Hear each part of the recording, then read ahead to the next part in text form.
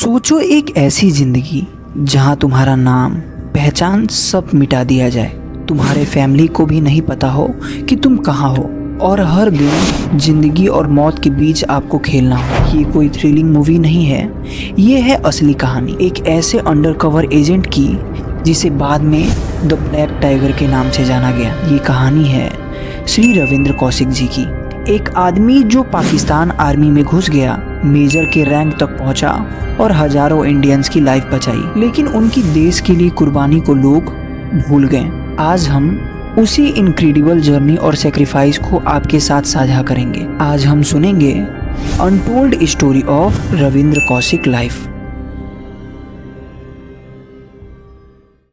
दिन था 11 अप्रैल 1952। श्री गंगानगर राजस्थान के एक छोटे से शहर में रविंद्र कौशिक का जन्म हुआ, जो इंडिया पाकिस्तान के बॉर्डर के पास था। रविंद्र एक पैट्रियोटिक फैमिली में बड़े हुए, जहां उनके पापा GM Kaushik retired Indian air force officer थे। रविंद्र को 1965 और 1971 के इंडो पाकिस्तान वॉर के बाद देशभक्ति का जुनून चढ़ गया। रविंद्र कौशिक जी का थिएटर में भी पैशन था। रविंद्र मोनो एक्टिंग और मिमिक्री में कमाल के काम करते थे। उस समय तक रविंद्र को भी नहीं पता था कि उनका ये टैलेंट इंडिया की फॉरेन इंटेलिजेंस एजेंसी रॉ का ध्यान खींच लेगी। साल था 1973, जब रविंद्र सिर्फ 21 साल के थे। उन्होंने लखनऊ के नेशनल ड्रामा फेस्टिवल में एक जबरदस्त मोनो एक्टिंग की, जिसमें उन्होंने एक इंडियन ऑफिसर का रोल प्ले किया जो देश के सीक्रेट्स को दुश्मनों को नहीं बताता है। उनका ये परफॉर्मेंस इतना रियल था कि रॉ ऑफिसर्स के दिल को जीत लिया। शायद इसी एक्ट के बाद रॉ को रविंद्र कौशिक जी की पोटेंशियल दिखाई दी। बीकॉम कंप्लीट करने के बाद रविंद्र कौशिक को रॉ ने रिक्रूट कर लिया।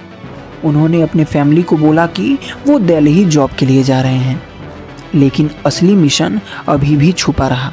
अगले 2 साल तक उन्होंने दिल्ली में इंटेंस ट्रेनिंग ली, उर्दू सीखा, इस्लामिक प्रैक्टिस स्टडी की और पाकिस्तान के जियोग्राफी और कल्चर को समझा।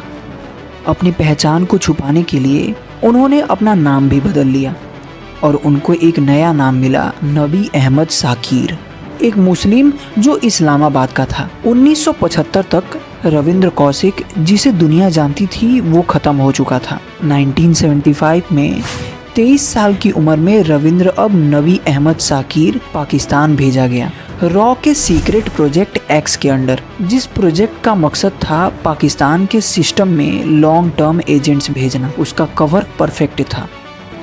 फेक बर्थ सर्टिफिकेट और मैट्रिकुलेशन पेपर्स के साथ उसने कराची यूनिवर्सिटी में LLB के लिए एडमिशन ले लिया और नए उर्दू स्किल्स ने उनको परफेक्ट ब्लेंड कर दिया। LLB कंप्लीट करने के बाद रविंद्र ने एक इम्पॉसिबल चीज अचीव की। उनको पाकिस्तानी आर्मी के मिलिट्री अकाउंट्स डिपार्टमेंट में क्लर्क की जॉब मिल गई।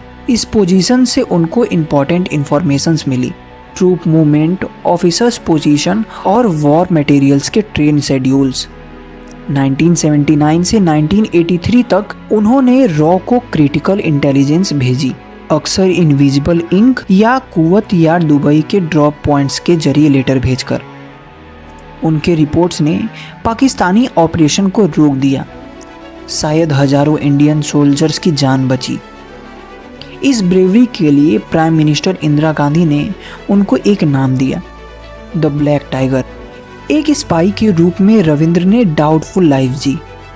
अपना कवर मेंटेन करने के लिए उन्होंने अमानत नवी, एक वेल ऑफ पाकिस्तान फैमिली की लड़की से शादी की और उनकी एक बेटी हुई। रविंद्र कौशिक मिशन के दौरान 3 या 4 बार इंडिया आए, दुबई के रास्ते। हर विजिट टॉप सीक्रेट थी और उनके फैमिली को अभी भी उनके काम के बारे में पता नहीं था।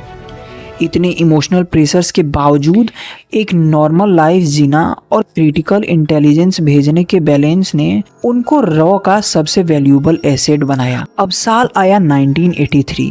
रविंद्र कौशिक की पूरी दुनिया बिखरने वाली थी। होता यह है कि रॉ ने एक और एजेंट इनायत मसीहा को उनसे कांटेक्ट करने के लिए भेजा। बदकिस्मती से इनायत को पाकिस्तान के काउंटर इंटेलिजेंस ने पकड़ लिया और इंट्रोगेशन के अंडर उसने रविंद्र का भी नाम बता दिया। रविंद्र तब 31 साल के थे। उनका नाम सामने आने के बाद पाकिस्तान के ISI ने उन्हें अरेस्ट कर लिया। उनके साथ ब्रूटल इंटरोगेशन किया गया। इसके बावजूद भी उन्होंने रॉ के ऑपरेशंस के बारे में इंपॉर्टेंस डिटेल नहीं बताई। 1985 में पाकिस्तानी कोर्ट ने उन्हें डेथ सेंटेंस सुनाई, यानी कि मौत की सजा, जो कि बाद में उम्र कैद में बदल दी गई, जिसके बाद उन्हें सियालकोट की खतरनाक मेन वाली जेल भेजा गया, जहां उन्हें टॉर्चर, सॉलिटरी कॉन्फाइनमेंट और बुरी सेहत का सामना करना पड़ा।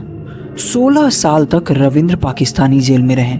उन्होंने अपने फैमिलीज को लेटर लिखे जिसमें उन्होंने टॉर्चर और घर वापस आने की तड़प बताई। धीरे धीरे उनकी सेहत खराब होती गई। रिपोर्ट के मुताबिक उन्हें ट्यूबरकुलोसिस और अस्थमा भी हो गया था। रविंद्र की फैमिली, खासकर उनकी मां अमला देवी और भाई राजेश्वर नाथ ने इंडियन गवर्नमेंट से उनकी रिलीज के लिए बहुत कोशिश की, लेकिन कोई जवाब नहीं मिला। रविंद्र ने खुद इंडियन अथॉरिटी को एक लेटर लिखा जिसमें उन्होंने अपनी फ्रस्ट्रेशन बताई, इंडियन गवर्नमेंट से उन्हें छुड़ाने का आग्रह किया। लेकिन रविंद्र के इतने कॉन्ट्रीब्यूशंस के बाद भी डिप्लोमेटिक प्रॉब्लम्स और गवर्नमेंट इश्यूज ने उन्हें भुला दिया।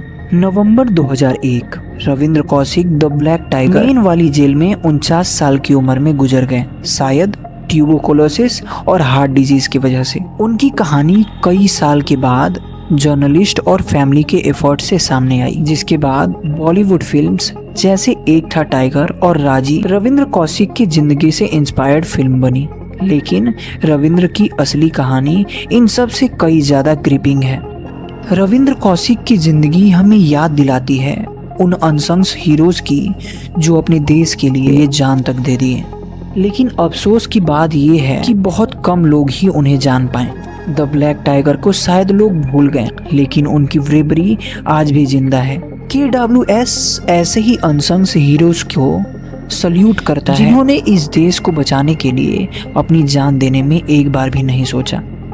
इस कहानी को शेयर करें जिससे लोगों को रविंद्र कौशिक सर के बारे में पता चले। हमारे चैनल को सब्सक्राइब करें, बेल आइकन को दबाएं और कमेंट में इंडिया के इस महान स्पाई को ट्रिब्यूट दें। मिलते हैं किसी और कहानी के साथ किसी और दिन। तब तक के लिए जय हिंद, टेक केयर ऑफ योरसेल्फ।